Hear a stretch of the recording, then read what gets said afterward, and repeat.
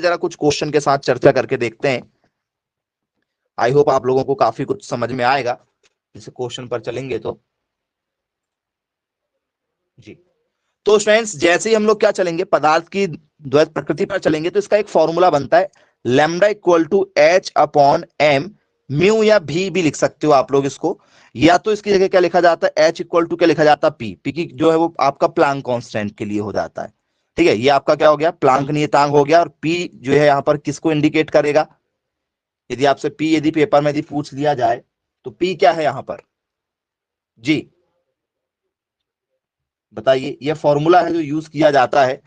M जो है, देखो जो आपका लैम्डा हो गया, लैम्डा क्या है आपका सर, लैम्डा हो गया हमारा ड्यूल नेचर को प्रदर्शित करेगा, तरंग दैर्घ्य को। लैम्डा क्या हो गया हमारा, लैम्डा जो है हमारी वेवलेंथ को यहां पर प्रदर्शित करेगा, मतलब तरंग दैर्घ्य को, जो हमें तरंग दैर्घ्य निकालना उसको प्रदर्शित करेगा।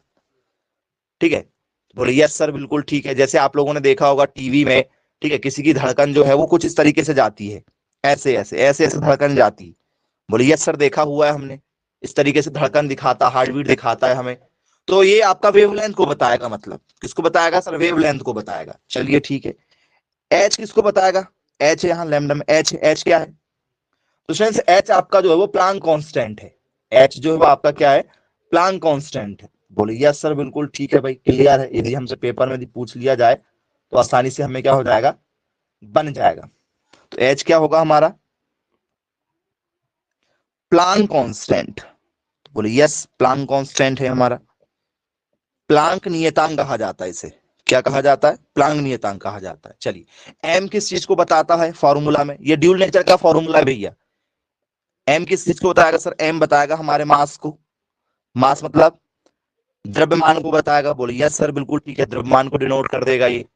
वी किस चीज को बताएगा सर, जो वी लिखा हुआ, ये वी जो बना हुआ है, वी किसको बताएगा सर, वी बताएगा हमारे वेलोसिटी को। वी किसको बताएगा, वेलोसिटी, वेग को बताएगा। अब यहां पर जो है एक चीज जो है वो पी है, पी किस चीज को बताना चाहिए, पी, क्योंकि या तो एच तो आपको पता भी है, एच प्लांक कांस्टेंट है।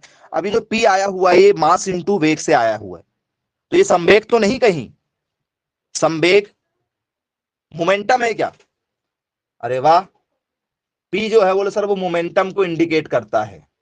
और कोई पेपर में यदि आपसे पूछा जाए तो मोमेंटम है क्या, जी एनीवन, मोमेंटम किसे कहते हैं, संवेग को कहते हैं, क्योंकि यहां पर क्या हो रहा है, मास इंटू क्या हो रहा है, वेलोसिटी आ रहा है।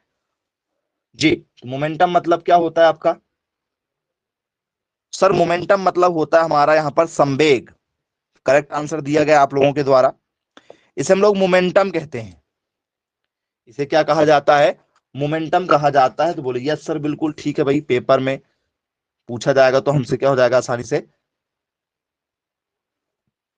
बन जाएगा। तो ये आपका फॉर्मूला हो गया, ये आपका क्या हो गया, फॉर्मूला हो गया जो हमसे पेपर में पूछा जाता है।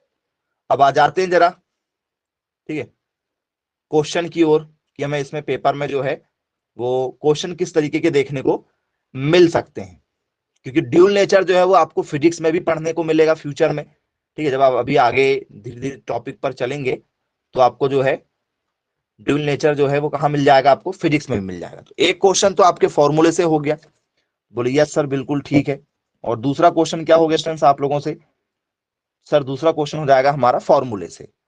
चलिए क्लियर है, इतना तो आप लोगों से बन जाएगा। अब दो क्वेश्चन तो आप लोगों से यहां से बनना ही बनना है, कोई दिक्कत नहीं।